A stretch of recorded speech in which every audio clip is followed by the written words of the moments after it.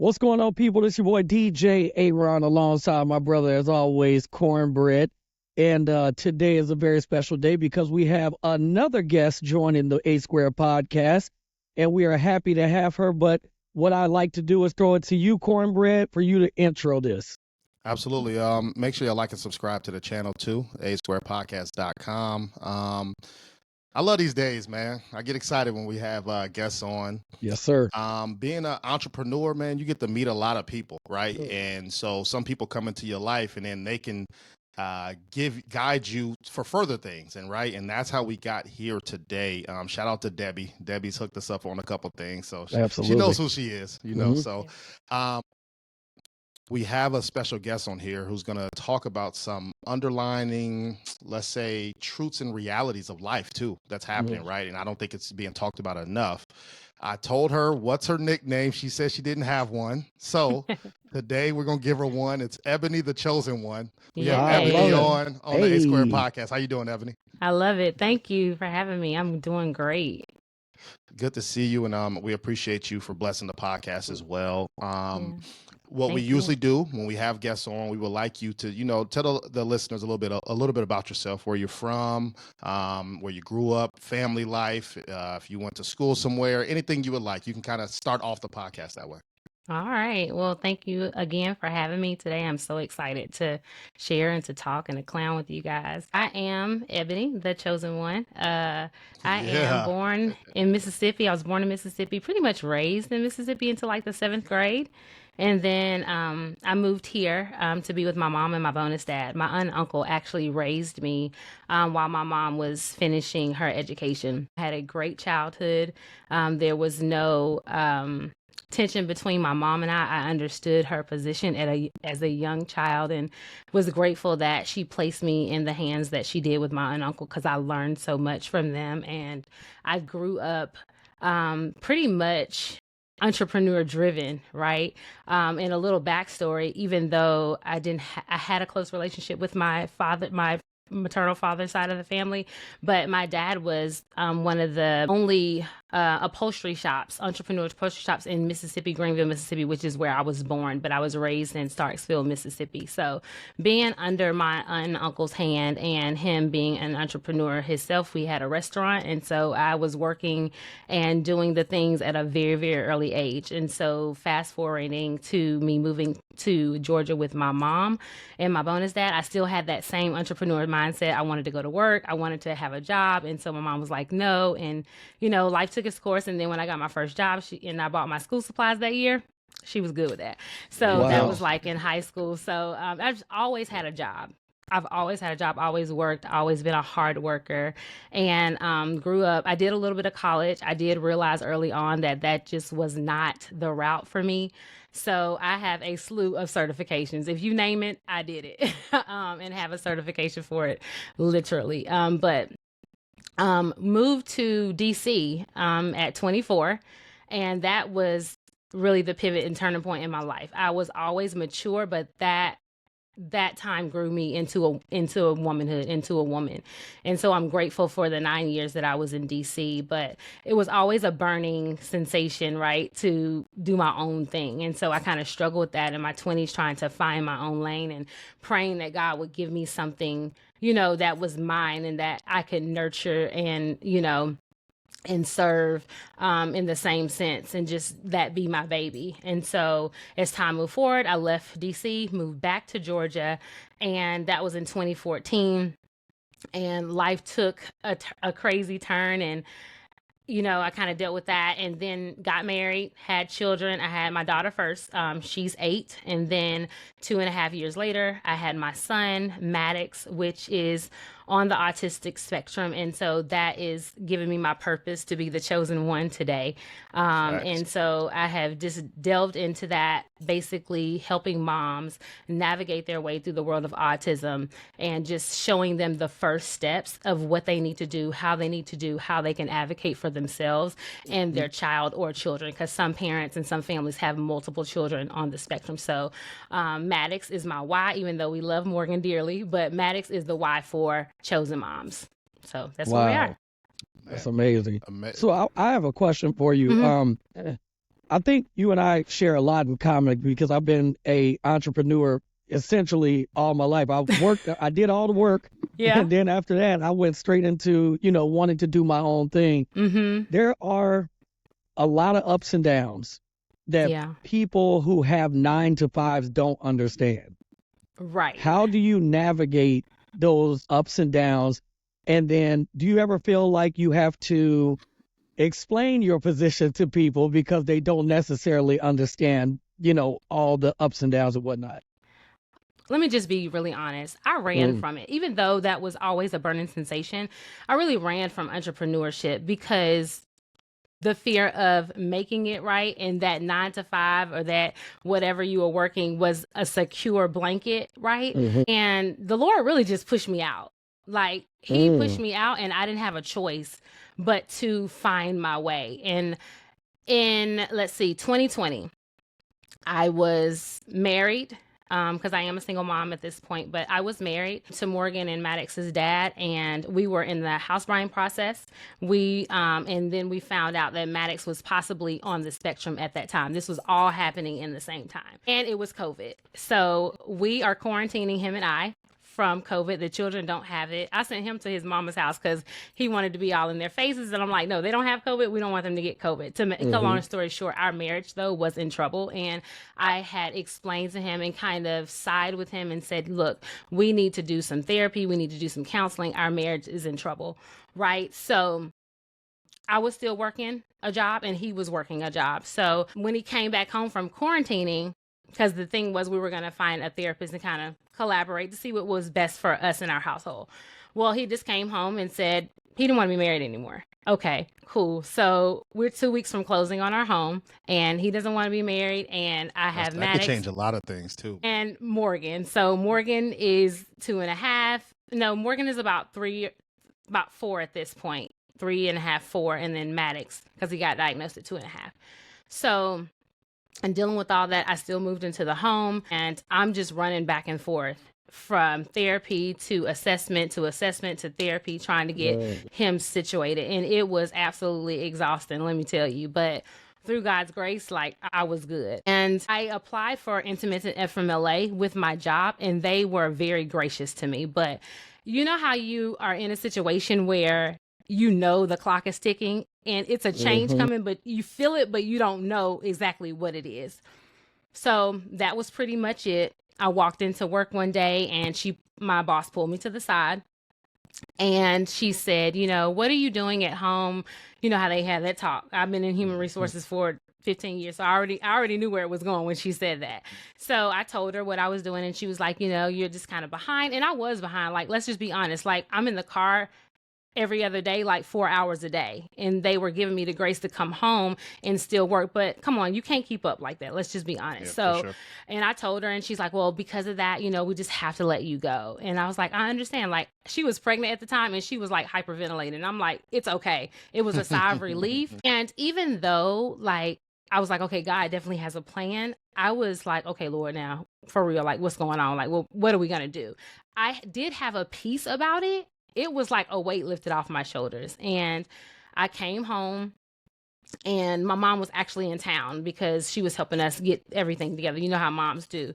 So she was here and I called and I said, well, I'm on my way home. And she's like, oh, they let you go early? I was like, yeah, they let me go. So she was like, well, don't worry about it. Come on home. And I was just at ease with the whole thing. And so actually, I'm a hustler, so I'm not going to let any grass grow under my feet. Right. And my mother-in-law had an elderly care business. And I called her. I was like, look, I need a job. And she was like, okay. And she taught me everything that I know to this day. And so I worked under her. It did get touchy because her and her son and I were going through a divorce at that time. But it was still a grace that God had given me to be able to pay my bills. Nothing went lack, nothing went unpaid. The ball kept moving. So I did that for a couple of years doing elderly private health care with them and eventually left her, came home for a little while and then went back and got another client. And I had discussed, I said, okay, when this client passed, she was 97 and a half. And I was like, I knew it wasn't going to last forever. I said, I will take a break. A 3-month break just to kind of reset. If God has a sense of humor, this is it. Literally after I said that, 3 weeks later, she was gone. Yeah. And I was like, Wow. okay, wait. Yeah. So I'm given an opportunity now to where I'm able to just focus solely on chosen moms. And it's a situation where, do I explain myself? Do I not explain myself? To get back to your question after that long No, you good. ordeal. But I think God dealt with me with that early on. I don't feel the need to explain myself anymore. If I'm not asking you for a penny, a dollar, or a dime, it's really none of your business. And that's just how I operate. I'm very kind of private. My circle is small, and the cheerleaders that I have on my team, I don't have to explain anything. They're cheering me to keep going. So it's like one of those things that I'm just working. I'm not explaining. I know people are looking because they're always looking. I don't post on social media a lot. I don't do anything, and I empathize with you, Cornbread, because like you don't do the social media that much. I was listening to some of your podcasts. Hey, I man, know Look, that we I gonna have get, to. he is getting on Facts. Twitter. No, He's Right. getting on Twitter, and he nah. gonna get in them comments. That's a I'm fact. gonna get Right, him in so- them comments. I'm not. It's like one of those things that I know I have to get into because that's going to drive chosen moms. That's going to put me out Yep. there so other moms can correct. know that I'm available for them. But I can say I'm a weak link in that area. So because I'm not really public, I don't have an issue with explaining what I'm doing, how I'm moving, where my money coming from. So just to Right. answer your question after all I of love that. But yeah. I love that. No, You know, I'm go ahead. actually glad, Antonio, as of right now, that you're not on in the comments and stuff like that and on Twitter right now, because once you get started and you see somebody talk filthy about the Colts or something like that, or movies or whatever, you really gonna be in there. So I'm glad you. Yeah, so I don't know if you have a partner or not, Ebony, right? But I tell Aaron all the time, I lean on him with social media, right? Because I Yeah. feel like that is my weak area as well. Yeah. But I also can't go against who you are, right? Because other things that Aaron are weaker in, I might be stronger in. So that's why Yeah. the partnership always will trump, you know what I'm saying, just that one person. You need a whole team. Yeah. You do need a whole team. That. And I have a branding strategist. Like, she's great. She's done my templates. It's more so me in my own head, right? Yeah. And I don't know what it is. I can talk Well, to you anybody. said it. Like, I think you said it. You're a private person, so yeah. I think that plays a role in, you know, the postings and the comments and all that type of stuff. Yeah, I totally get it. Yeah, so people, you know, and I'm not one of those ones that, you know, when a breakup come, I'm taking all the pictures down, I'm doing all that. So I don't even really I didn't really post my husband much, and I didn't post my kids much. So, and it's hard. Like, I'm like, okay, Chosen Moms is about my autistic son and helping them elevate their lives to another level where they can do this, right? So I'm like, Ebony, you got to get yourself together. Like, you got to post, you got to let them know the milestones that people need that encouragement. And I know that, and I'm gonna apologize right now for not even being obedient in the area, but I'm coming. Like, I'm getting things together. Everything is really, really together. I just have not exercised the platforms that are out here and just being open. You know, I'm an open book if I'm in person, but I don't know, it's something different about that press go, record, and all of that. This is one of those avenues, though, right? I mean, you're on here, you know, you can use our platform to get the word out. That's People can follow you, are going to follow you after this. Yeah. So you are headed in the right direction in that. And I have a podcast, and I've done one really, really solid interview, and I've done a few things, and I was listening to y'all, okay, we 200 in, and y'all start this podcast. I was like, ooh, he talking to me, he tapping on my toes. But guess what? I'm going to be at 200 podcasts.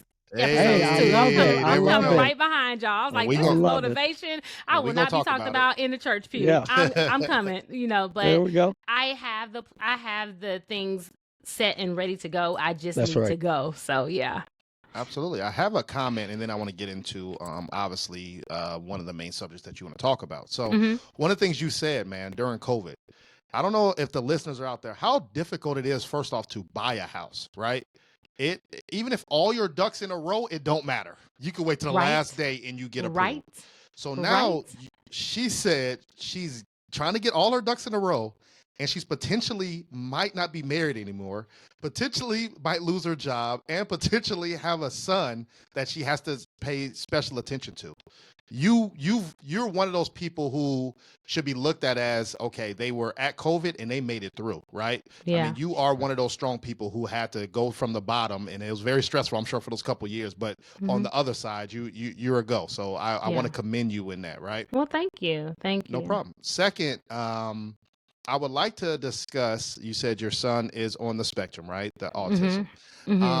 Obviously, we're going to talk a lot of hindsight, but obviously when you're going through it too, I would like to know. So are there different signs when males are on the spectrum than females? Like, how would you know that your son was? What was that process of, you saw it first or is diagnosed and then you had the reality sets in? Like, how did that scenario work?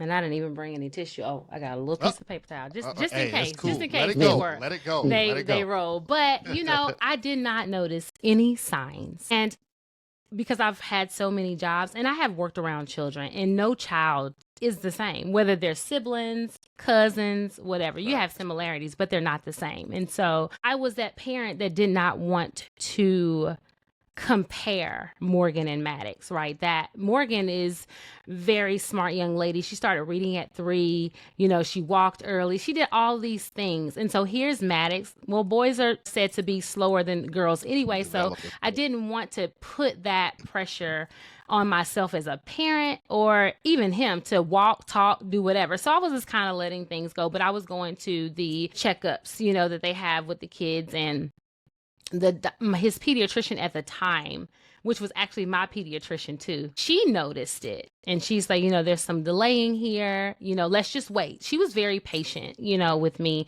And she said, let's just wait. So then when we came back for the next 6 months checkup at that time, she said, okay, let's go and get his hearing checked. So I make the appointment to the audiologist, get his hearing checked. Oh, he can hear. I said, oh, he can. What? Because we would call his name and he would just sit there. And I was like, okay, well, something might be up, right? And the lady was like, oh, no, he's just ignoring you. I said, excuse me, at 2, he doing what? And she's like, oh, yeah. She's like, it's just like anything else. If you hear it over and over again, you learn to tune it out and to pay attention to it when you are ready to pay attention to it. So I was like, okay, well, great. So we go back to the doctor. She has the results. They've sent it over. He can hear. And he had not made any other attempts to do anything else. He wasn't talking, he wasn't babbling, he wasn't doing anything. So basically he was nonverbal at that time. So she said, I think we need to discuss the A word. And I just lost it, right?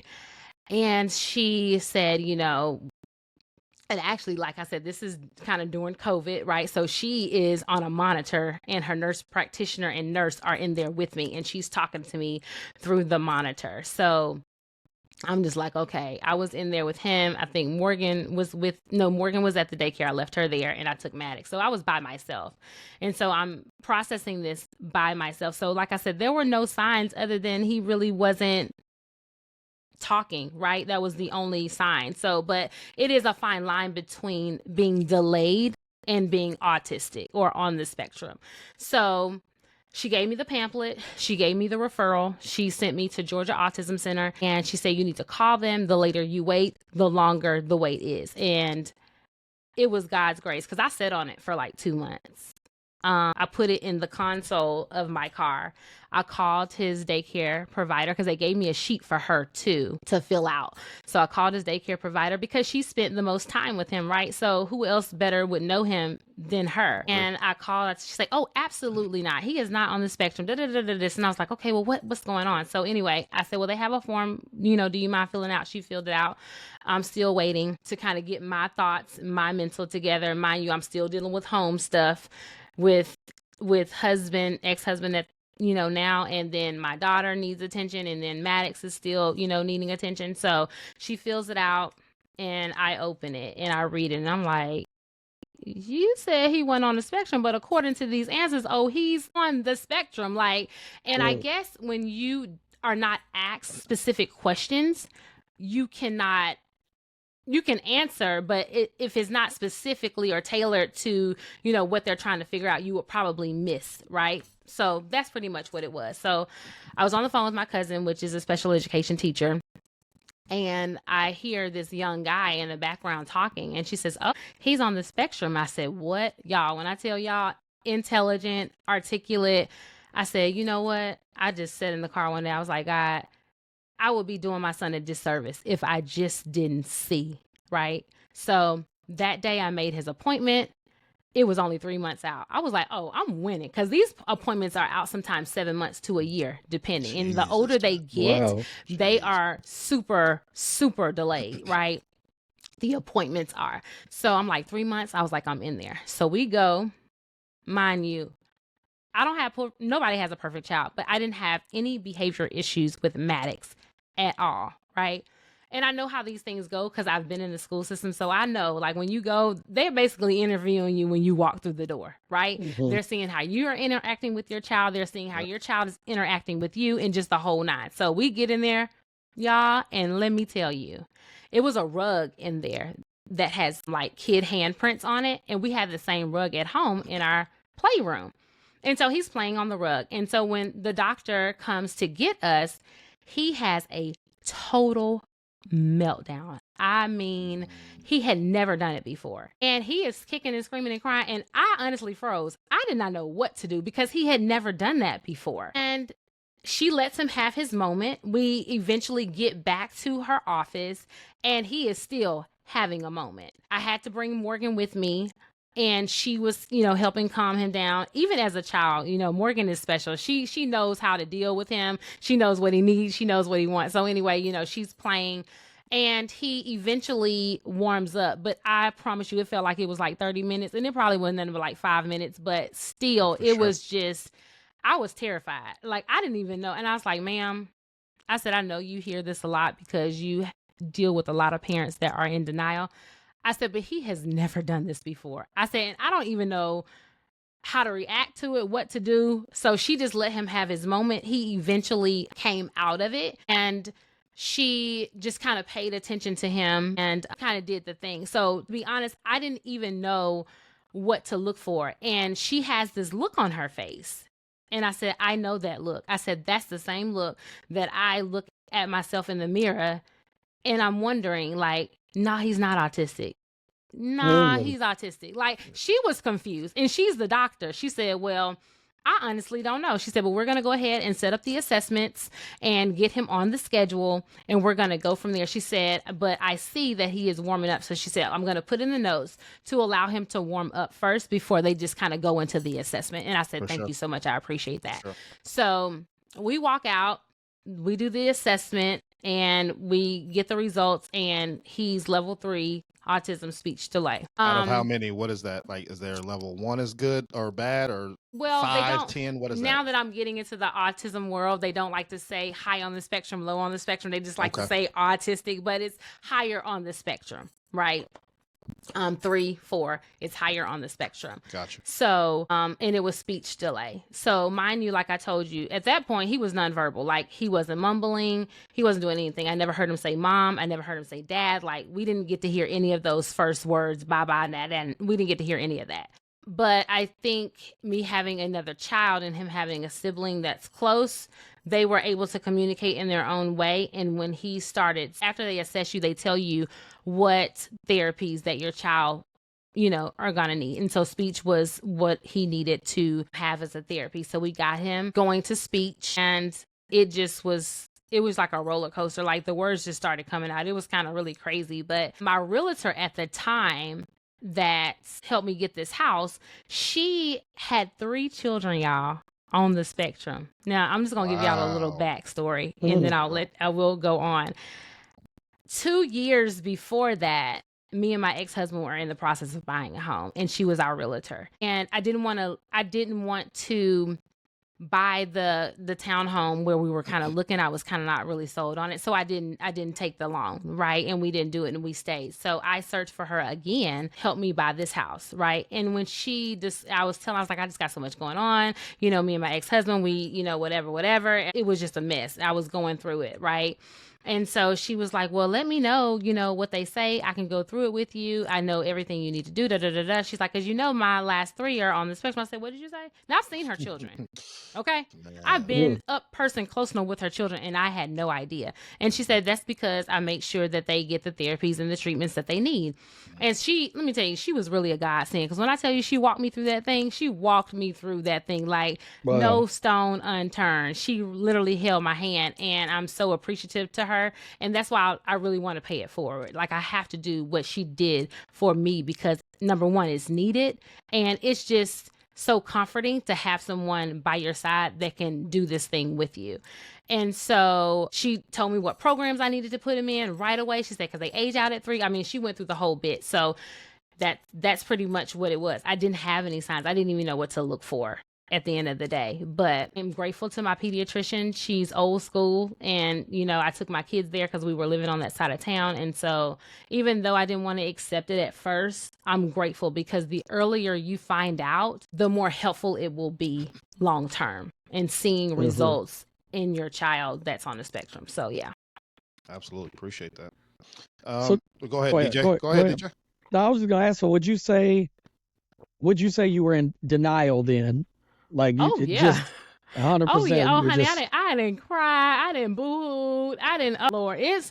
And I don't know if you guys y'all have children. Both of y'all have children. Okay, I have 2, yeah. Aaron got like 15 kids. Yeah. No, right. I do not. I have 2, and I'm done. Yes. Okay. You done? Me too. Right. Me too. Yes. Done. And not saying that a child can't thrive being diagnosed with anything, but it's like a gut punch. Like, then I start second guessing myself. Like, did I do something wrong while I was pregnant? Should I not have eaten this? And then it comes up to the whole political thing. Like, should I have not let him get shots? I wouldn't have. I mean, at this point, I'm not gonna know either way. You know what I'm saying? And it was all of that dealing with myself. Like, what could I have done differently? Maybe aid a different direction or a different outcome. But at the end of the day, let me tell you something. If you got an autistic child or know an autistic child, or just, and they are the cream of the crop. Like, they're it. Like, they just have so much going for them. Low, high, middle, and different on the spectrum, however you want to put it. Like, they are jewels. And you would only know that by being in the presence of one.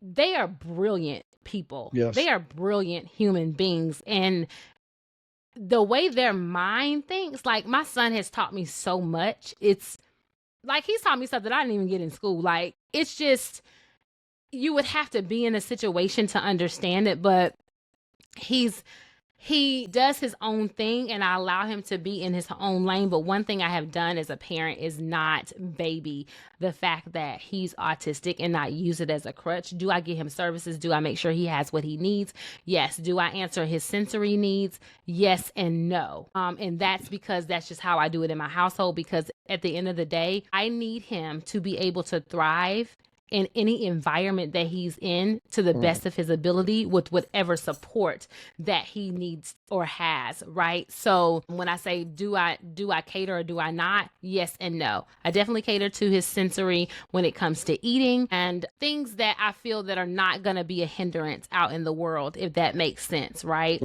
If need be. Because if I'm not here, I need him to be able to think and speak for himself, right? And communicate. And so that was one of the biggest things that I made sure that I worked on from the very beginning, and I continue to work on, like, to this day. So I appreciate it. How old did you say he is now?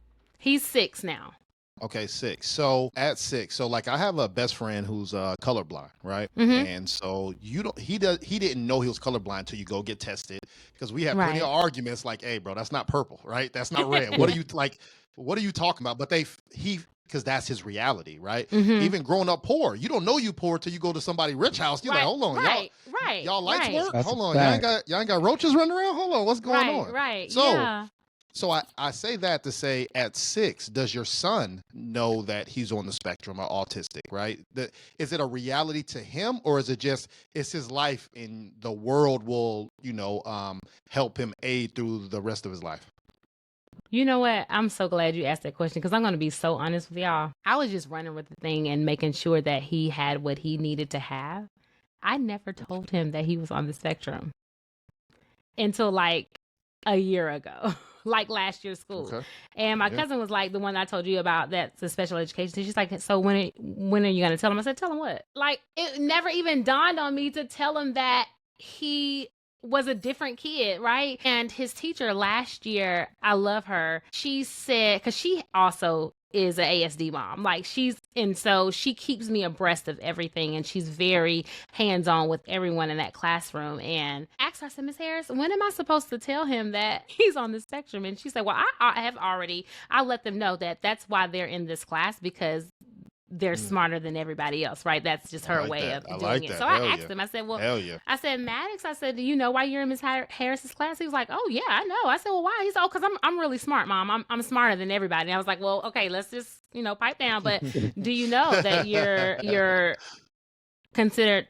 that you're labeled, what your label is? And he's like, well, what, you're autistic? And he's like, oh yeah, I know that. Miss Harris told me. So I thank God that he's put people in my path and my kids' path that can aid them in their day-to-day, because honestly, I didn't even think to tell the child that he was autistic. So yes, he does know, to answer your question, but it wasn't that I told him early on, like it was like he was 5, like a year ago.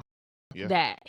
that we really sat down and I talked about it. I told him, I said, it's a neurological disorder. And so I asked him to pronounce it, and he did. Morgan knows. They have, what do they have? Exceptional Children's Week. And that's when they acknowledge like Down syndrome, autism, and all of the different special needs that children have. And so they did it at Morgan School. So she knew earlier on, and I explained to her what autism was and that it was a neurological disorder. So whether they remember just randomly, if you ask, they have been told, and I've tried to explain it to them the best of my ability, as a mom, to let them know what's going on.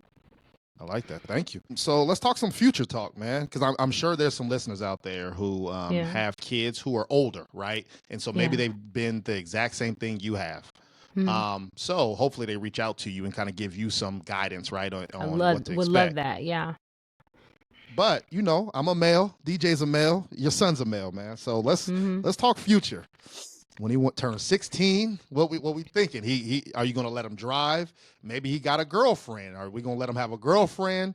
Maybe when he's 18, 21, he might want to stay on his own. I can tell by the look on her face. She like, talk to me what that looks like. I'm actually going to surprise you, and I want Maddox to do all the things. All if right. he can do it, let him do it. I am not the parent that's going to hold him back. Now, when it comes to the women, we gonna talk. But Maddox told me at 3 years old that he was going to be married. At 3. I love it. Wow. I love it. And he thought he was going to marry Morgan, and then I had to let him know, like, that's not how they go. Like, that's your sister. That's not how it goes. But he has his eye on a young lady at daycare right now, at the after-school care program that they go to. And she's on the spectrum as well. And they are like, they understand each other. Wow.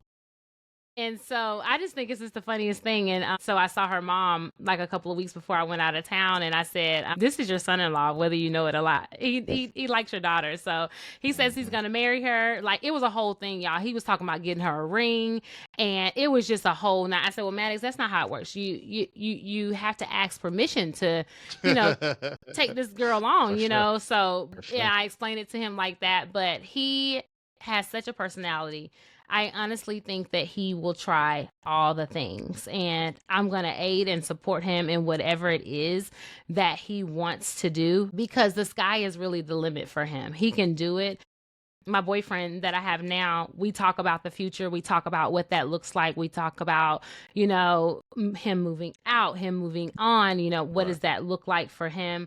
I'm like, oh, he said he getting out, they getting out, they gone. I ain't doing it, but to reality, right? What does that look like? I think he could very well grow up to be self-sufficient and do all of the things, but I'm preparing for that.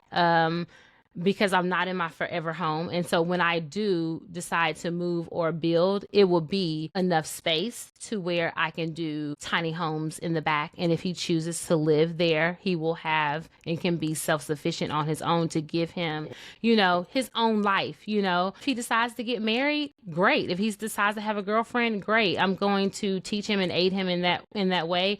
My boyfriend now is very, very hands-on with him. They do see their dad a lot. Their dad is hands-on with him. So he has male figures in his life that can, aid him and steer him in the right direction. And I'm grateful for that. And just a side note, if you want to kind of see what that looks like, check out this, I think it's on Netflix. It's called Love on the Spectrum. Yeah, I've seen that. Yes. And so me watching that kind of gave me hope. I'm like, oh, these people out here driving, they picky. Oh, they picky. I'm like, now, you should have took it, but it's a good show. And it just kind of gave me hope for the future because these people out here doing the things. And so that's why I encourage moms to take off the blanket. Like, cut the umbilical cord.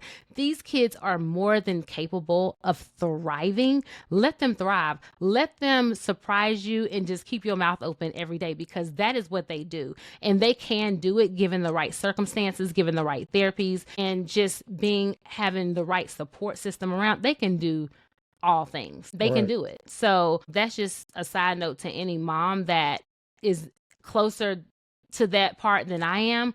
Let them fly. Like, let them do them. Yeah. And I applaud you for that because personally, I have seen it to where the parents, especially the mother, have kept that blanket on. You know what I mean? Like, I have to keep close to me, won't let them go too far or nothing like that. They just keep it close. And, I always wondered, is that like hurting the process? And I feel like after hearing you right now, it could really be hurting the process. Yes, it's detrimental because at the end of the day, we don't know our future, right? We don't know if we're going to leave before our child leaves or if our child is going to, we don't know how that's going to pan out. And for you to equip your child to be able to communicate, whether it's through a communication device or to verbally express how they feel, like that's important, right? And of course, when they're young and they're nonverbal, I get it. Because they can't speak, they can't communicate, but these are things they can learn, whether it's through a device or whether it's through them, audibly speaking their self. Like these are things that they can learn and do. And so for me, I always just kind of like want to put myself in a position where I'm a real person. Like I'm a realist. Like I might not be here to the end, right? So I need, and it's not Morgan's job either. She's her own person. Right, for sure. It's not Morgan's job to make sure he's straight. That's not, no, she's to live her own life. Now, if she chooses to do, that's a choice of hers, but that's not expected of her. So he needs to be his own person and be able to advocate for himself and to think for himself. And that's what I want him to, to be able to do. Case in point, he loves dinosaurs. And so my boyfriend, when he travels, if he sees a dinosaur, he'll take a picture of a dinosaur. So he comes home and he says, oh, Maddox, this T-Rex was chasing me and I was able to get a picture of him. And oh my God, man. I was right. He's creating this whole story, right? That's cool. So Maddox looks at me. He said, Mom, is that true? And I look at Maddox, I said, you know enough about dinosaurs. What do you know about dinosaurs? And guess what he said? He said, oh, Mr. G, that's not true because dinosaurs are extinct. And by the way, that's not a T-Rex. That's an Allosaurus. That's hilarious. Okay? And that's what I wanted. I don't want anybody to be able to just tell him anything. Facts. Use your brain. You have one. Whether you have to cognitively take time to, process it, use your brain. You have one. And he knows a lot about it. He knows every last one of their names too, because guess who had to go look it up?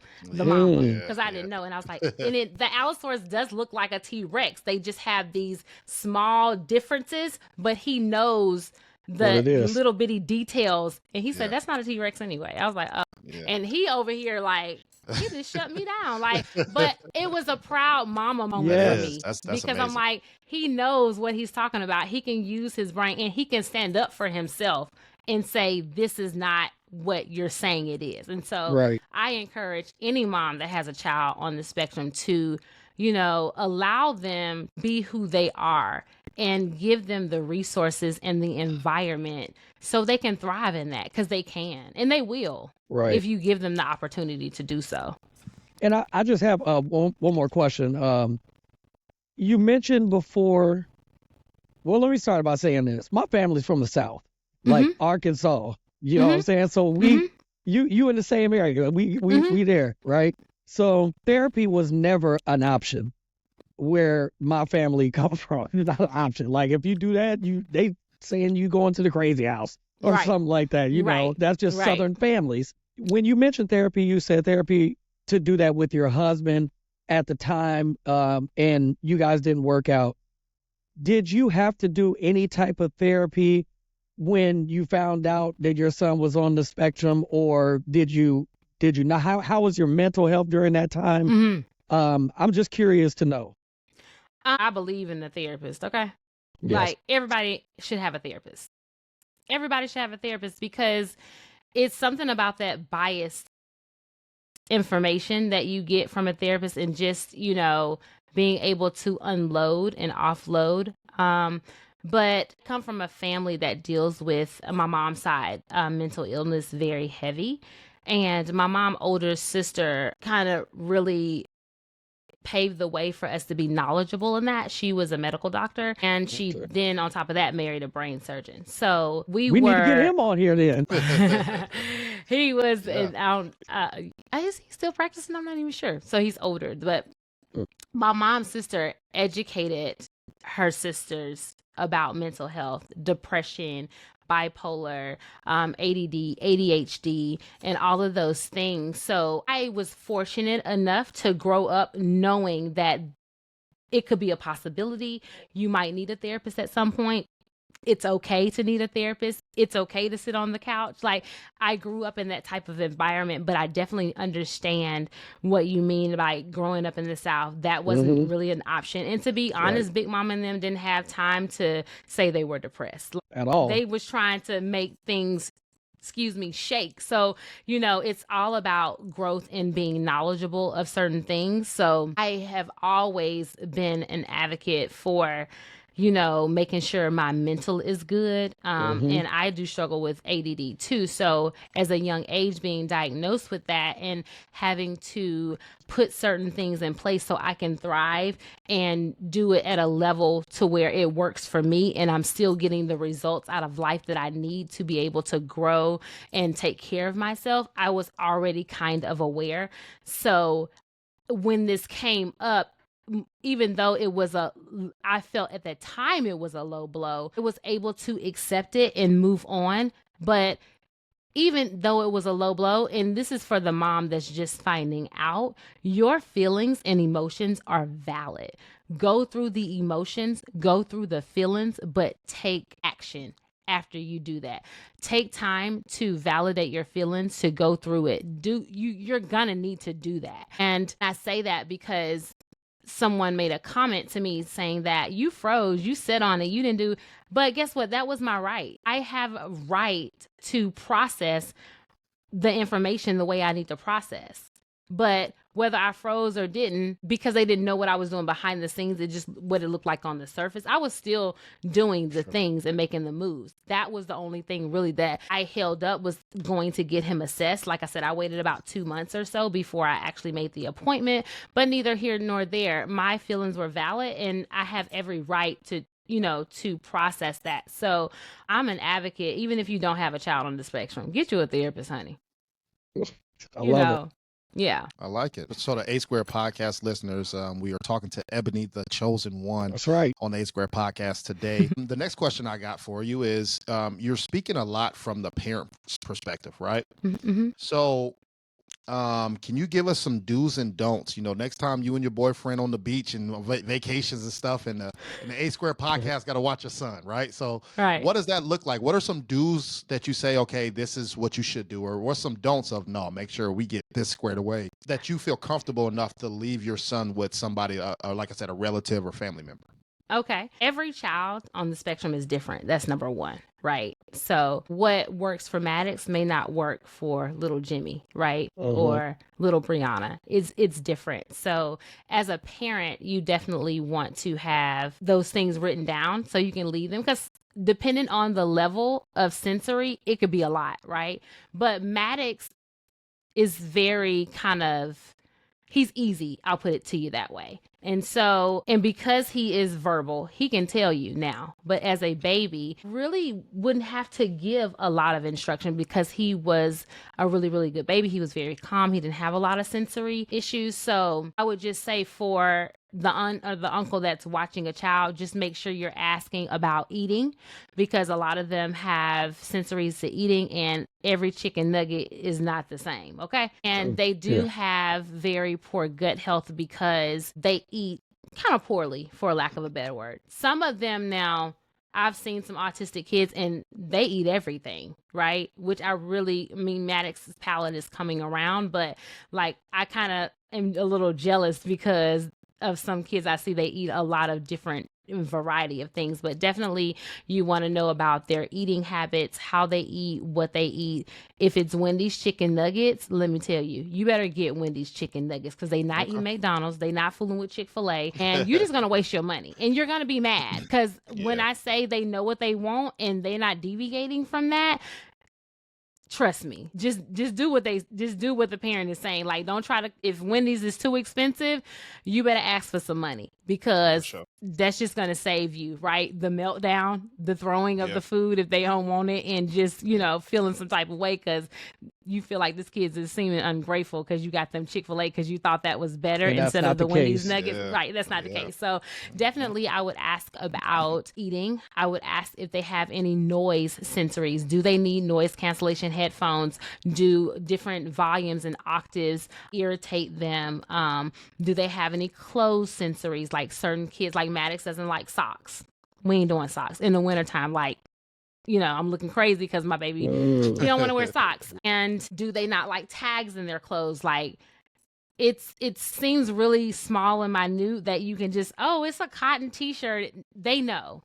Their senses are so heightened by certain things, you almost don't have a choice. Like I've heard moms that have, and I do the same thing. If it's a pair of pants that Maddox likes, because of the fabric, I'm going to get them in every color.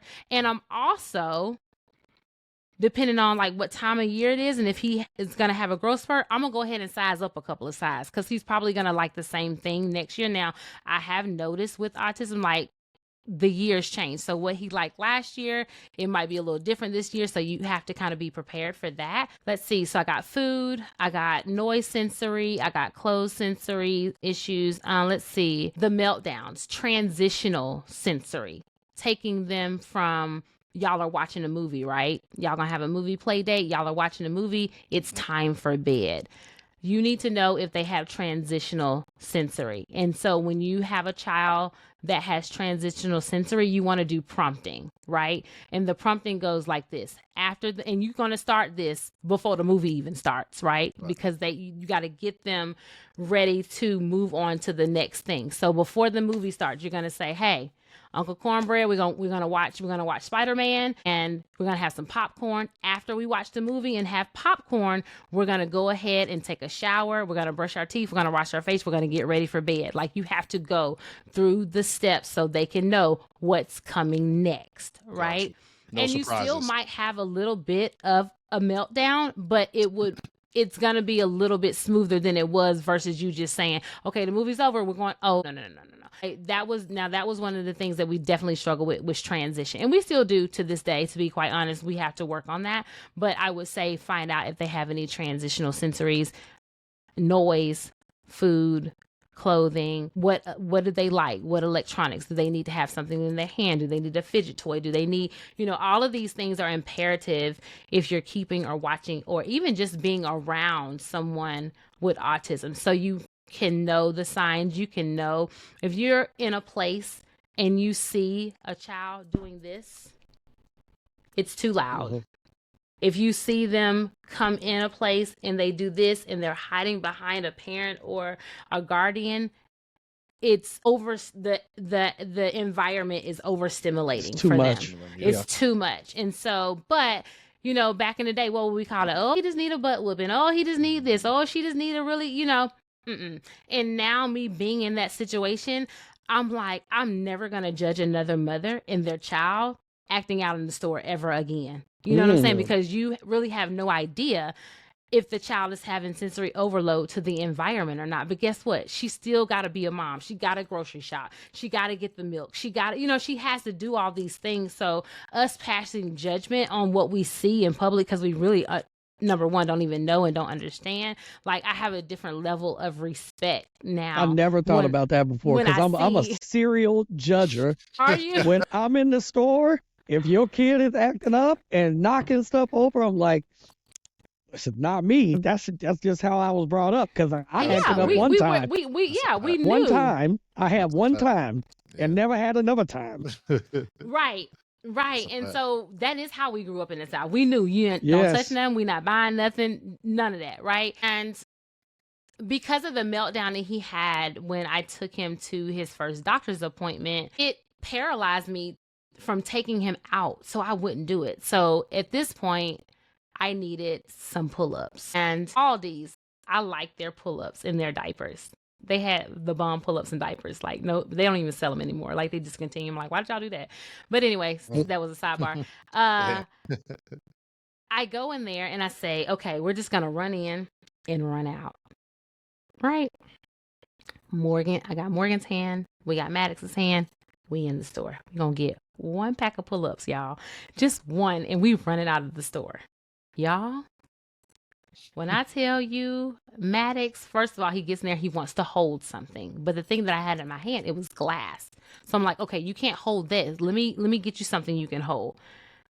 Y'all, this child broke loose from me. And when I tell y'all, he ran up and I froze. I was so embarrassed. Like, I was embarrassed. You can't put a stamp on their face and say they're autistic.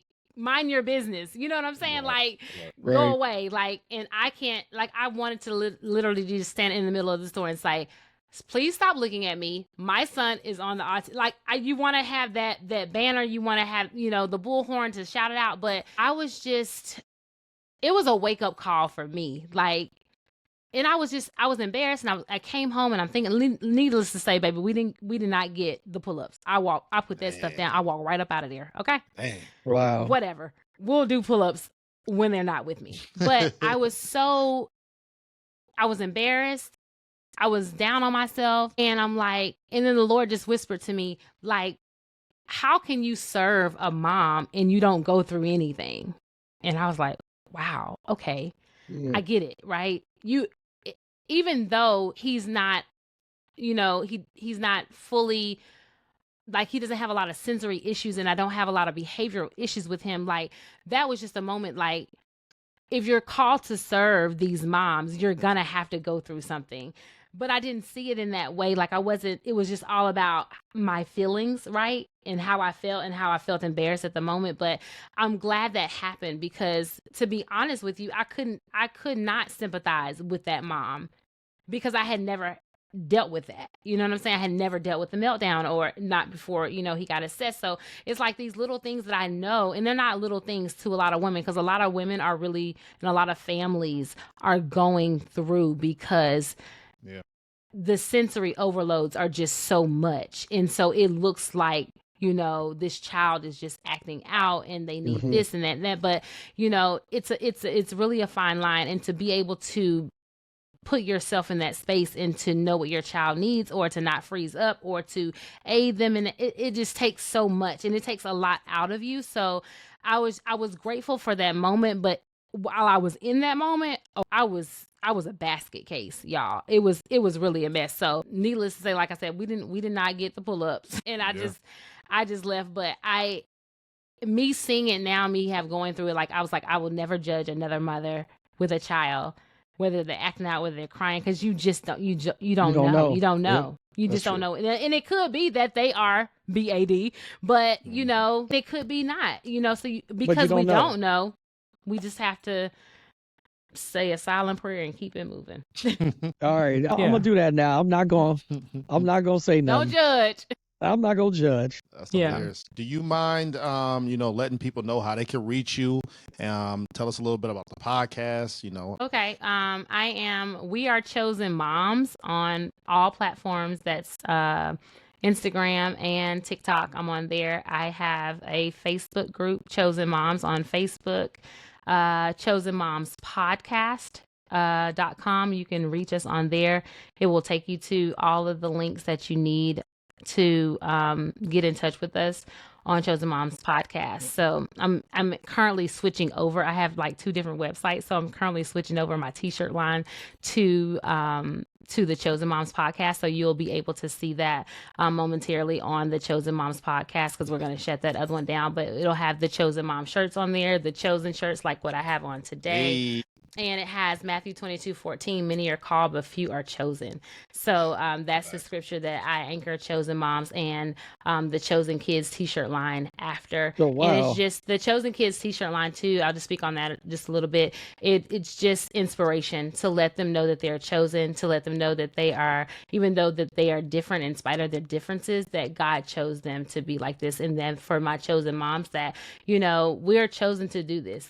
Everyone cannot do what we do because it's a different level of being a mom.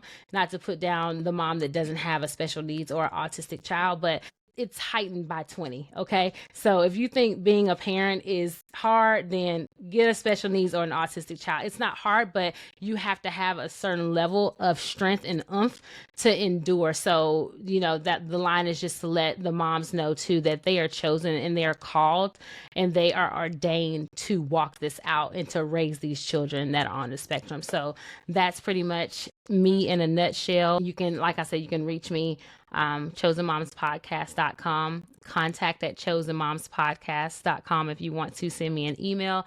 I am an open book. I'm here to answer and guide any questions that anyone has. If you can't get in touch with me, then you can also reach out to A Squared, and I'm sure that they can. That's right. Yeah, the links will be in the description for I'm sure. They will be happy to, put you guys in contact with me. But I'm here to serve, like I said, and just let moms know that their feelings are validated and to walk them through the process of, the first steps of, the diagnosis, if you need to get diagnosed, what to do, how to do it, therapies, different sensory activities that they can do, how to aid yourself, advocate for yourself and your child. Even when it comes to family, sometimes we have to put family on a back burner too, because they don't understand, but just so you are able to speak up for yourself and, have a strong voice for you and your child. That's just what I do. That's what I've been called to do.